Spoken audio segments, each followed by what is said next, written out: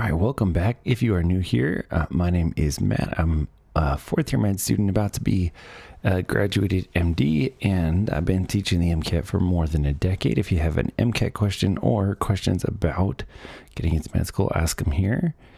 Ask your MCAT and Premed questions here. Or visit www.mcatboss.com for personal help improving your MCAT score, applying to medical school. Boom. All right, let's go ahead and make sure we launch on. Make sure we are set up on both the YouTube side and the TikTok side.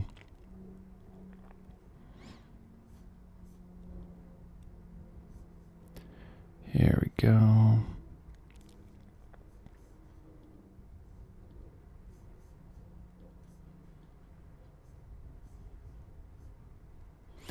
There we go. All right, okay. Double checking everything here. And I'll do my best to make sure and kind of check back and forth with the questions on both sides here. Let me get TikTok running as well. TikTok Live Studio, where'd you go? There we go.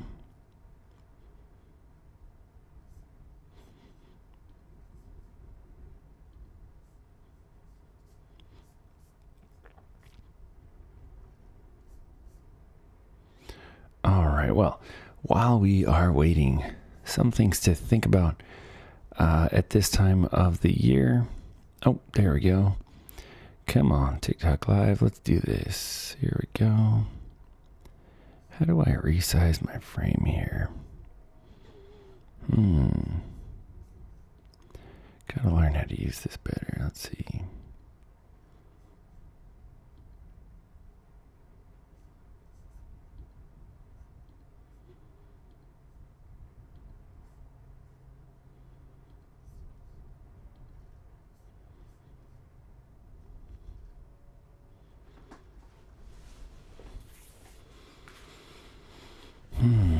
Okay, let's see here.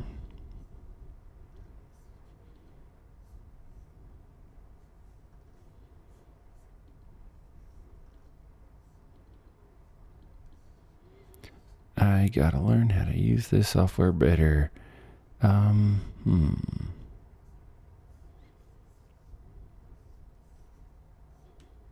There we go.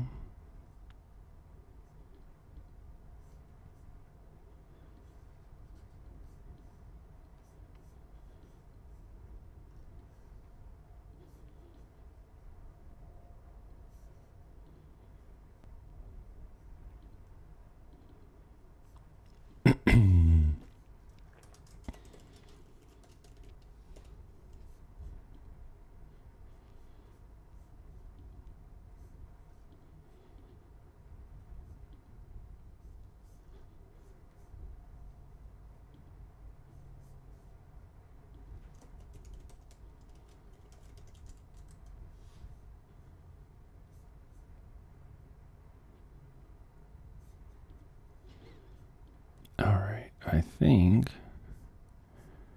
it looks like everything is fixed on this side.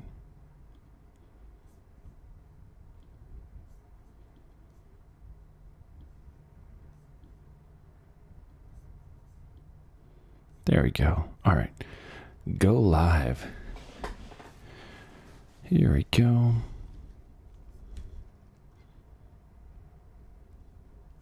All right, guys, welcome back. Think we should probably.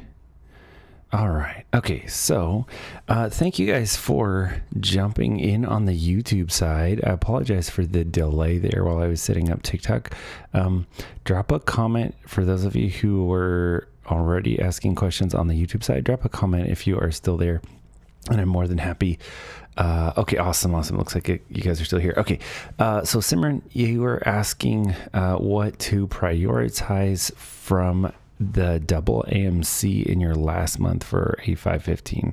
So a lot of times I get this question, right? I get people asking like what they can do to try to improve their score when they don't have a lot of prep time left. And I completely understand that there is a lot of concern over, basically like what can you kind of try to do in your last, few, weeks of MCAT prep. And I think the thing to keep in mind when you are, when you're down to your last few weeks, you really have to evaluate where your weaknesses are coming from. And what I mean by that is you have to decide whether the majority of the reason you're missing problems is from, is it from doing the wrong thing when the question prompts you to go look for information? Is it a calculation error because you're still intimidated by the math on the MCAT? Is it a reasoning error because you're not taking time to understand question stems? Or is it like a pure content issue, right? Like if they mention a particular feature of the cell, or if they mention a particular, say, a theory in psych, whatever the particular subject area is, if you feel like your ability to get that right depends on you knowing something that you don't actually remember, that's a real content gap, right? Like that would be an example of something where you should really, really absolutely still be studying the content. But if every time you miss a question, you're like, I understood the content. The problem here wasn't the content. The problem here was that they say, the result of experiment 2 showed that the enzyme selected had a mutation that must have substituted which kind of amino acid. Well, if I don't know how to find the relevance, information in experiment 2 to answer that question, my problem there is a data interpretation question. I hope that makes sense. There are very different things that students need to do when you're that close to the test. All right, Simran has a follow-up. It says, can I do a 2 to 50/90 world block over practice exam 1 since it's not representative so old difficulty-wise? Or would you say do the exam over finishing up UWorld? Okay, so I'm going to kind of answer this in 2 parts. That is a really good question, first of all. So props on the great question. The thing you need to keep in mind though is that again, it depends on it depends on the specific thing that is tripping you up. Now, I'm going to give you kind of a general answer because I want it to be helpful for everybody who's watching on TikTok and on YouTube, but please do feel free to drop me a line at mcatboss.com.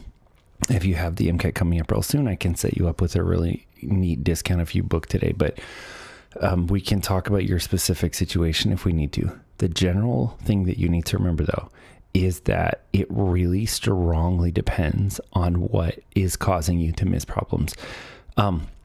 For my students who genuinely have real content gaps, it is infinitely more helpful to get additional UWorld problems done.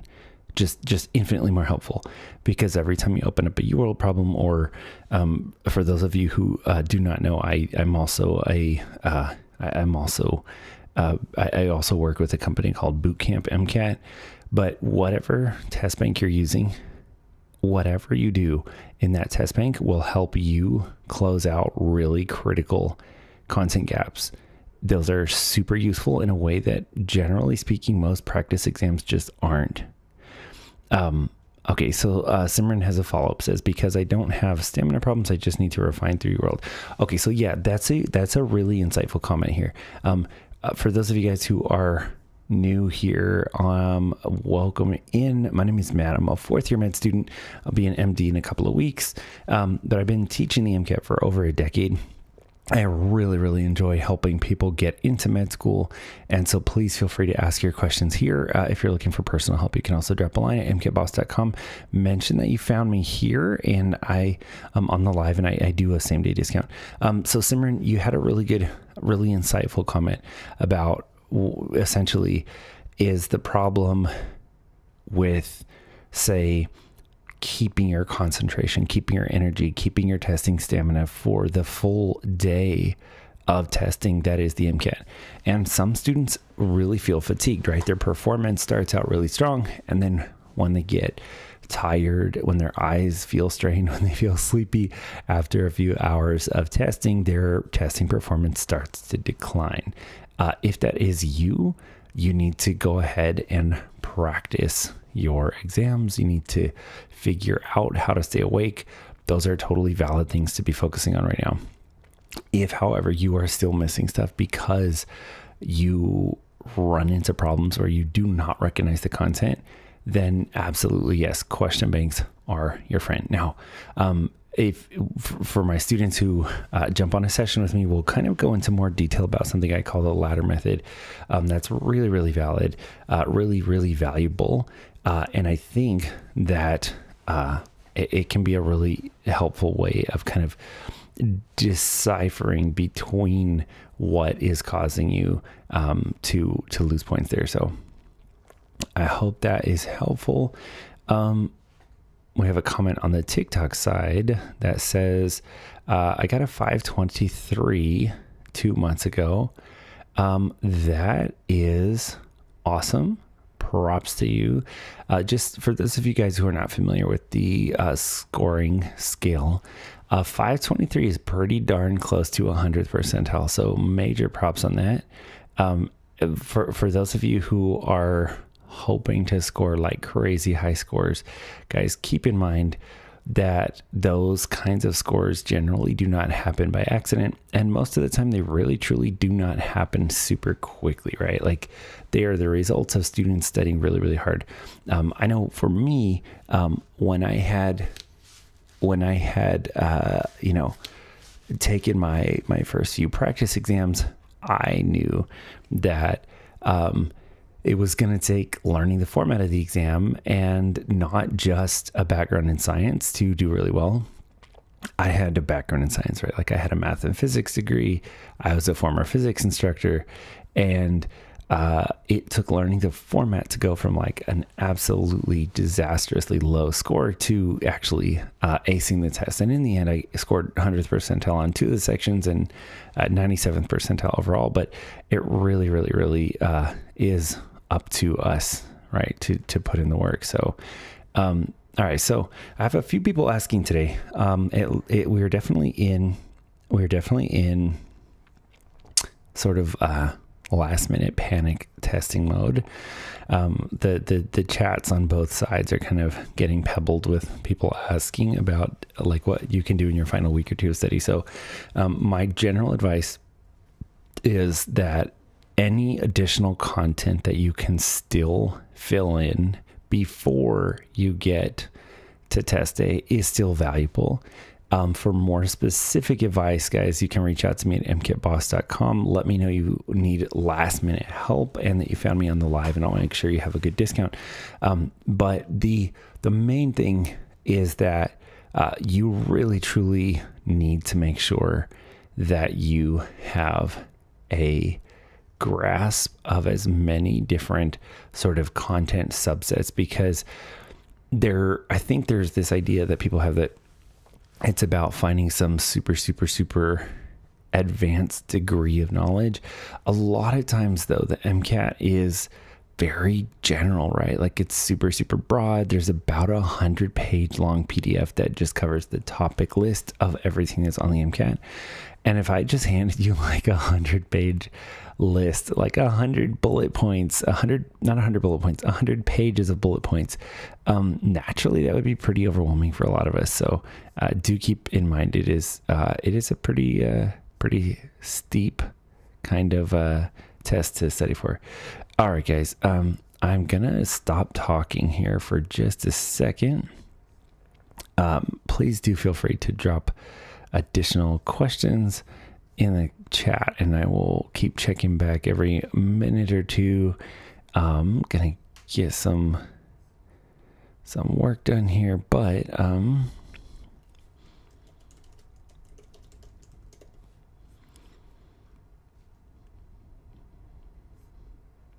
you guys feel free to drop those questions in. And also don't forget, guys, if you are not applying this year, if you're not applying until next year, guys, you should absolutely get ready to take the MCAT. Like, do not wait until a few weeks ahead of time. I think every year, all of us who are like, more experienced MCAT tutors really truly get just our inboxes completely fill up with people asking about last minute test prep. And if there is one thing that I just heartily want to just encourage people to do, it is just not to wait, right? If you think that there is a chance of doing anything prep wise that you can get done far in advance, you are better off doing it far in advance than waiting till the last minute. I will never encourage a student not to study if they're close to that last minute rush. But what I will do is always, absolutely always, I'll encourage people to please, just guys, man, you got this. Make it happen. Don't wait a long time. Get your studying out of the way sooner rather than later, because you will benefit from studying sooner rather than later. Probably the second most common question that I get asked about the MCAT is how long should people study for it? And honestly, my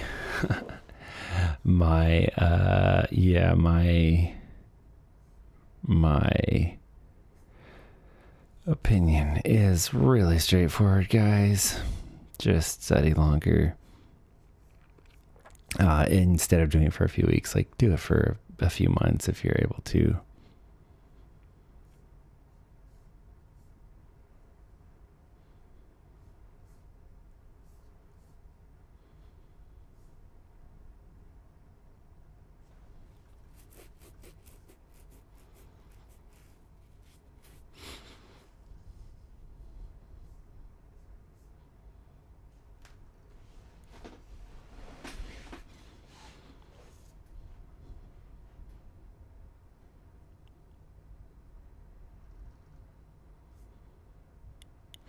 All right. Okay. So on the TikTok side, we have a new question from B. Says, what recommendations do you have for studying for the MCAT? How do you begin to study? All right. So let me adjust my header here. Trying to figure out what the best header is, guys. Hopefully you guys might have to let me know what the best actual what the best sorry guys, is this work better?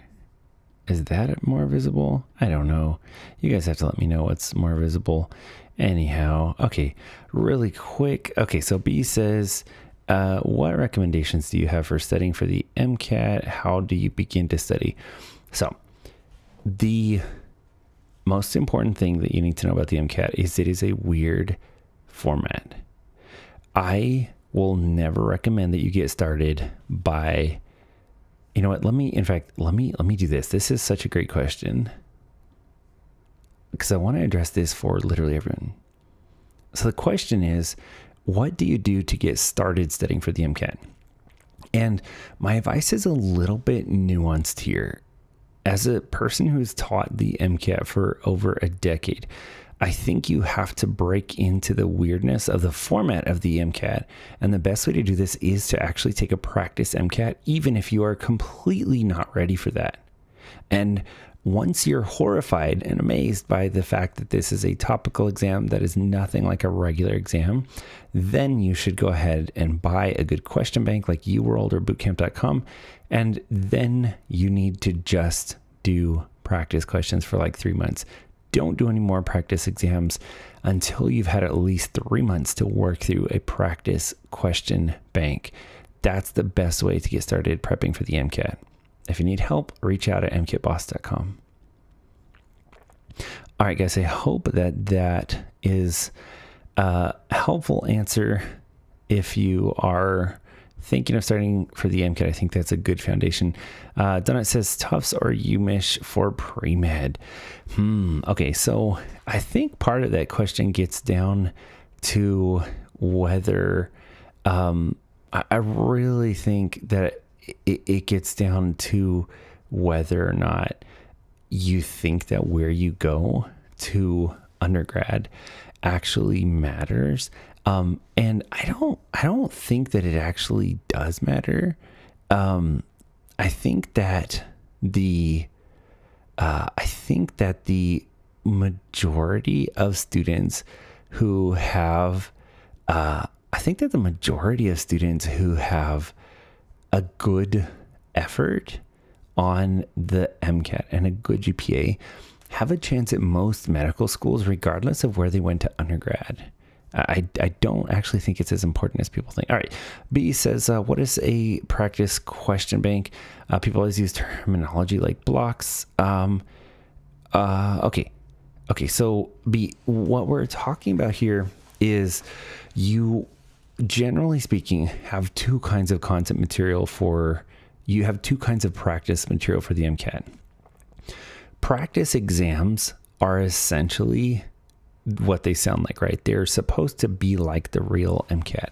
They have passages, they have questions, and they can take around 7 hours to take. It's a full day, and you have them in these big chunks, right? These big long blocks of questions that are organized by topic.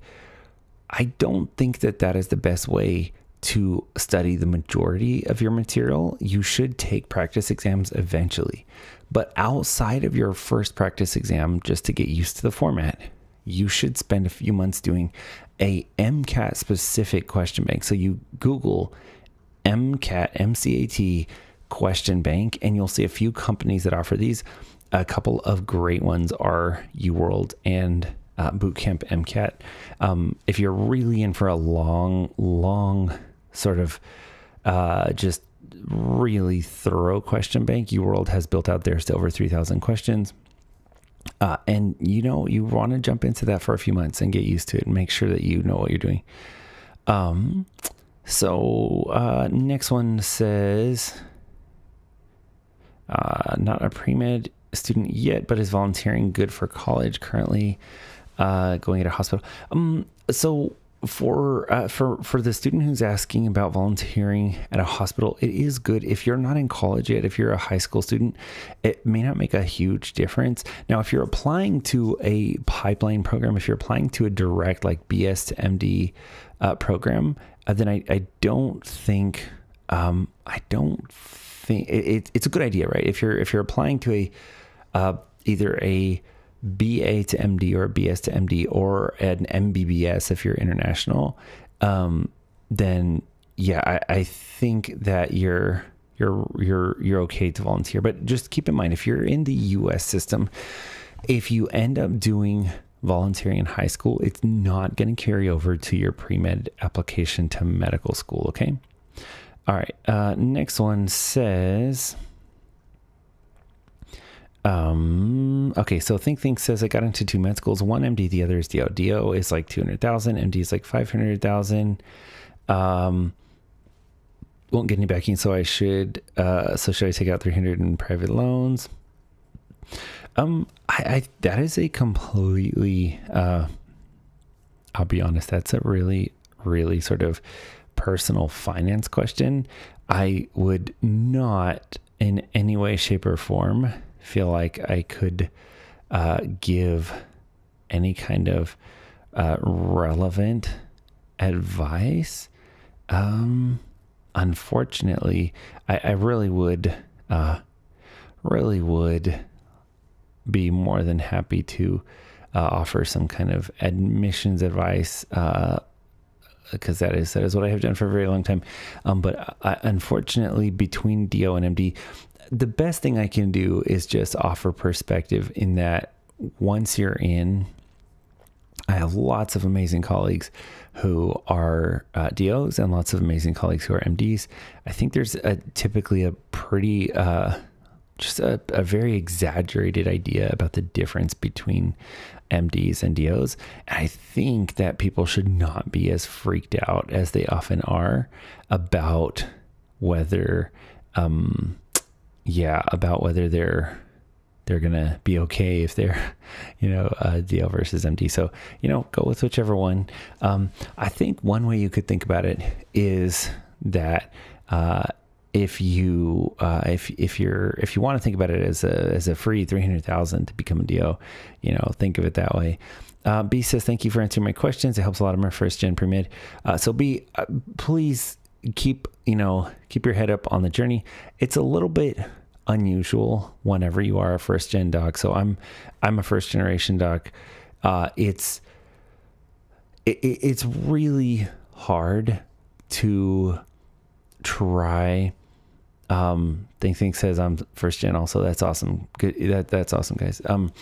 It's hard to describe to somebody who has not gone to med school or had a family member in med school just how intense it is. And I think that's one thing you definitely have to be really aware of, is that there's going to be a real life lived experience that you are going to have as a med student that involves long hours, lots of studying, immense pressure, that you just won't, you just won't have.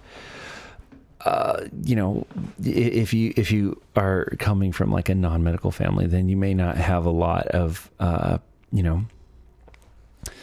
understanding on that side, right? Like, of course, if family is supportive, that is absolutely awesome.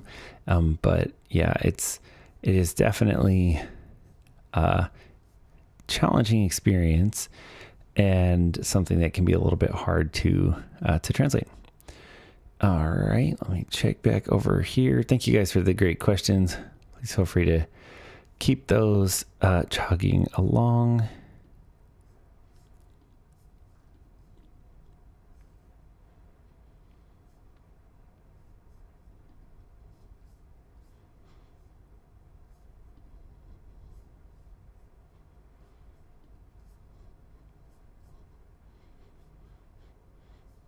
Patrick made a comment about scoring 527 on the MCAT.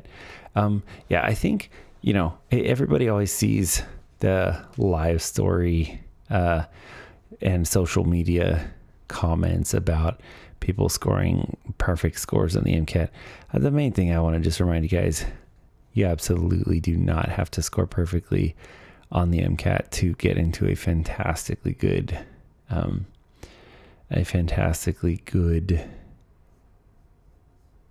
medical school. So do not sweat it. Do not sweat it. All right.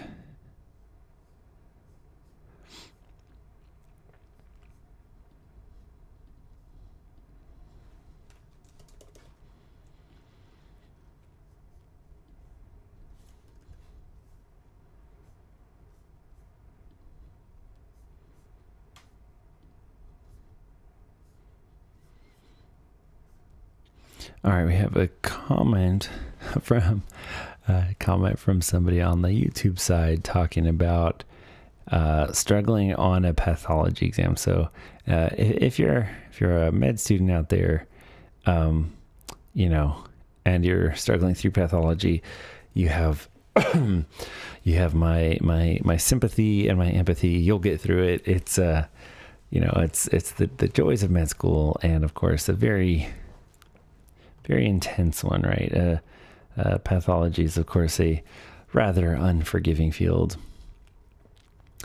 All right. Okay. B says, do you know any free MCAT resources or more affordable options?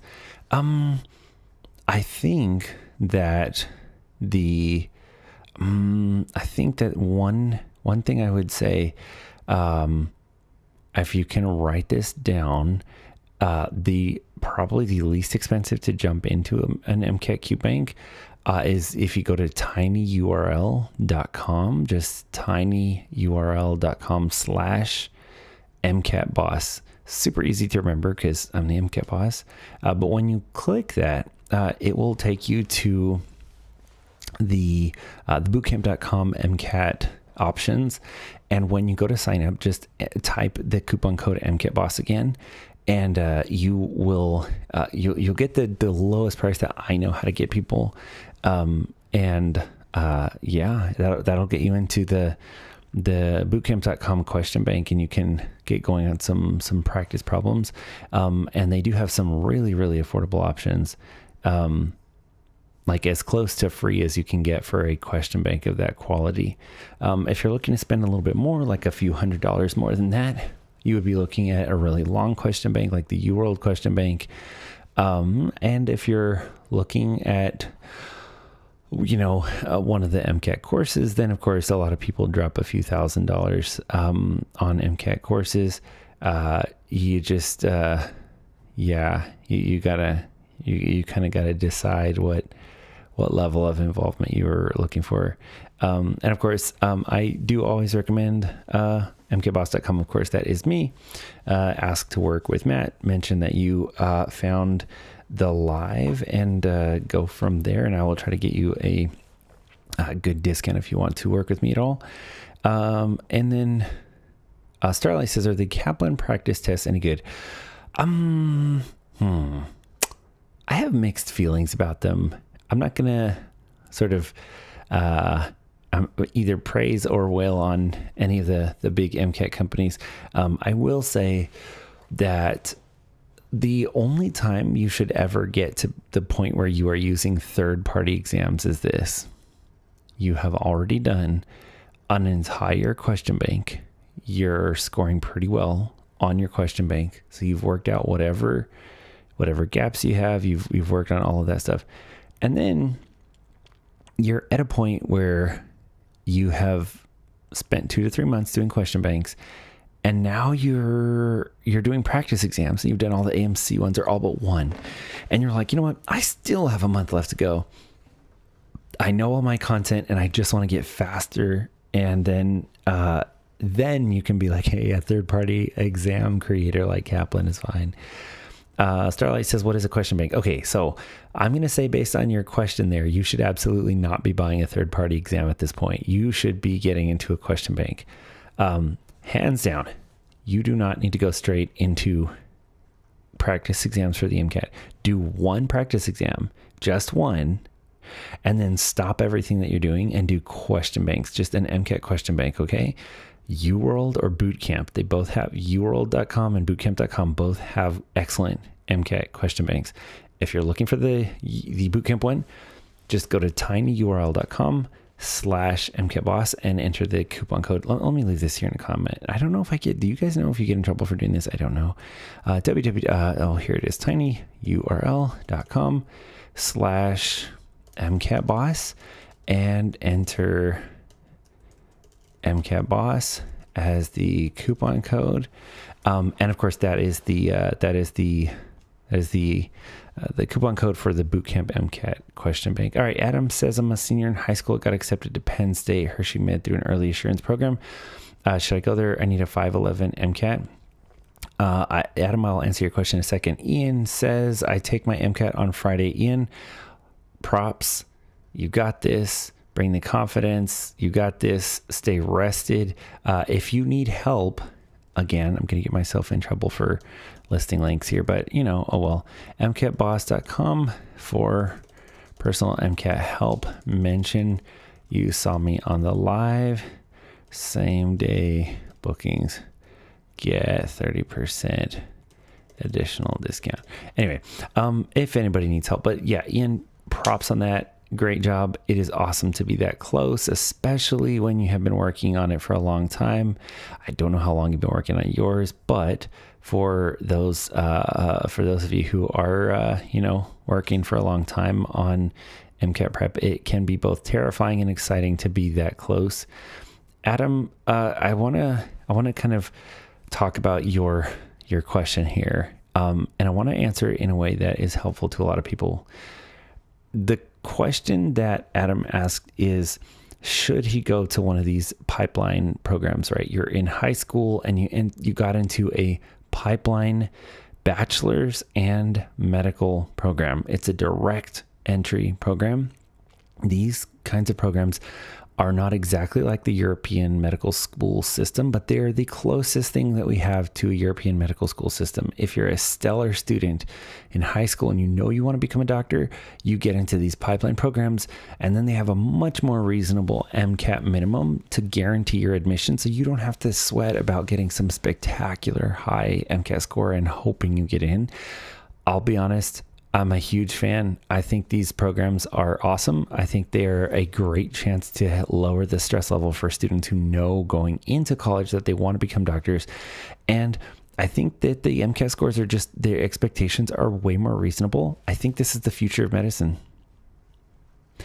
That is my honest take. I hope that is helpful, but I really, truly I think that the majority of medical doctors at some point in the future are probably going to be trained in systems like that are just direct entry. I think that is the best thing to do.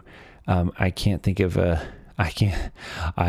be honest, I do think that the trade-off, of course, right, is that you're kind of sort of locked in, but I want to say most of them, you're not actually locked in, right? You could hypothetically still apply. Like if you go knock out a 518 or something, I'm pretty sure you're still allowed to apply. No one gets hurt in those situations because if you decide you want to give up your spot at an early acceptance, early assurance med school program that lets you in from high school through college without you having to re-interview, man, that's a killer good spot. If you give that up, that's, nobody has lost. They're still going to give that seat away because every medical school gets thousands of applications in, right? Every single medical school seat gets lots and lots and lots of people. Lots and lots of people vying for that seat. So I would not worry about that at all. I think that's fantastic. All right. Let me see.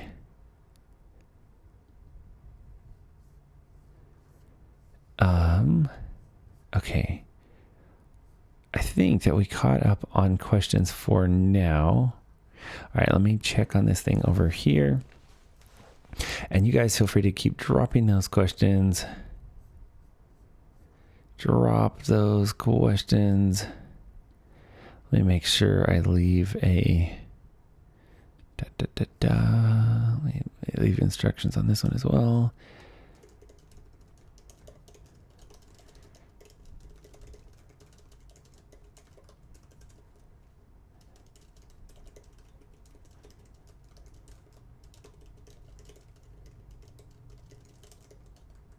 Alrighty.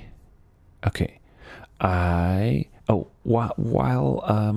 While we are on the topic of the direct entry programs, I would love to know, for those of you guys who are pre-meds here, or I should say for those of you guys who have already applied, you're either a med student or you are a pre-med and you're in the middle of applying. I would love to kind of get a survey of how many schools you apply to. I'm trying to collect more data on what my students typically do. What does a typical application cycle look like? And I get the impression sometimes that students think that all they really have to do is apply to 2 or 3 schools. And honestly, you kind of got to apply to a lot of schools. At least that's what most people do. The way that so many people still become doctors, despite the abysmally low single-digit acceptance rates, is that they don't apply to just one school, right? Most people apply to multiple schools. Absolute minimum is 2 to 5. But I would say most people actually apply to more 1 to 2 dozen med schools. So something to keep in mind. All right, guys, I think we're going to go ahead and wrap here. I will try to keep the live rolling for just a couple more minutes. If any of you guys have not already followed, please make sure to follow. I will also mention that I am very good about writing people back within usually within the first few minutes following a live. So if you're looking for help on the MCAT and you've reached out either by visiting MCATboss.com or by filling out a contact form, guys, if you don't hear back from me like within a couple minutes of a live session ending, I really truly do try to make sure and get everybody responded to as close to instantly as possible. I see a few of you guys, it looks like a few of you guys have followed along since the live started. I appreciate that. Thank you guys.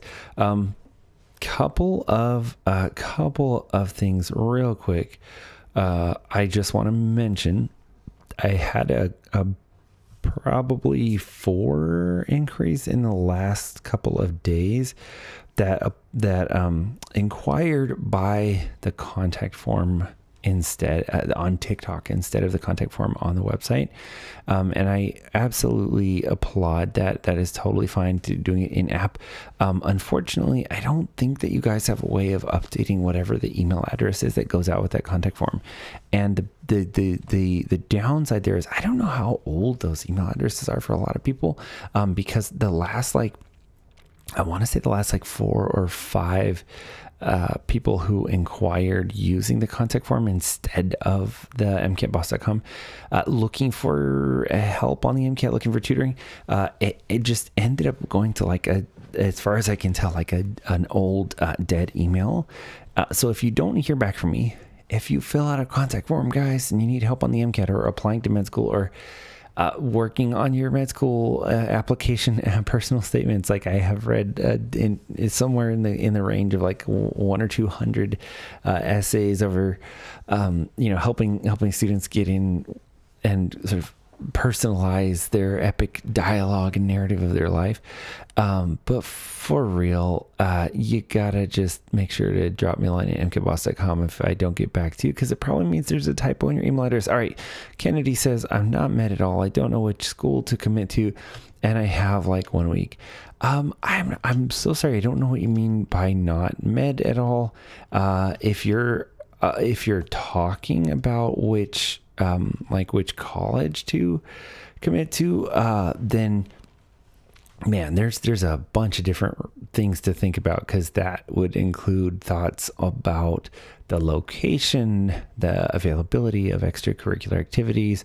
If you're a person who likes to go hiking, then something that's good for your mental health, like hiking, can be a deciding factor between going to school in say the I don't know, in Colorado or the Rockies or something, versus going to school in, I don't know, Boston or something like that, right? So things to think about. These are the same questions you should be thinking about if you get into more than one med school. You need to keep in mind that life goes on outside of school, even when it doesn't feel like it. It does. Just keep in mind, if you're in a place where you feel at home, if you're in a place where you feel like it's worth getting up and going and having experiences, then that is always better for mental health. We will try to stay on here 2 more minutes, guys. Thank you for all the questions. Thank you so much for the likes and the follows and everything. If you guys need help on the MCAT, just make sure, drop a line at mkboss.com. If you're looking for help on personal statements for your med school apps, I know we're coming up on application season. If you are a baller and you did good on your GPA, you knocked out a crazy, amazing GPA and an amazing app, an amazing personal statement, and a killer good MCAT score, and you're sure you're going to get interview invitations, if you need to jump onto a practice interview session with me, let me know. NRC says, does the Hippocratic Oath apply if you change careers? Is it for life? I'm not sure what that question would be referring to. Not by I don't know what the Hippocratic Oath is, but I don't know what the idea is about it. Does it apply for life? But Yeah, generally speaking, the Hippocratic Oath and the vowing to first do no harm and all that great stuff. It's pretty basic medical ethics there, right? All right, guys, we'll leave it up about 1 more minute. A few of you are still here. Feel free to jump off if you don't have any other questions. If you do have any questions, guys, feel free to drop them here. We'll go ahead and do about a 30-second countdown. Make sure that we are done on the YouTube side. Alrighty. Looks like we are caught up on the YouTube side. So we will say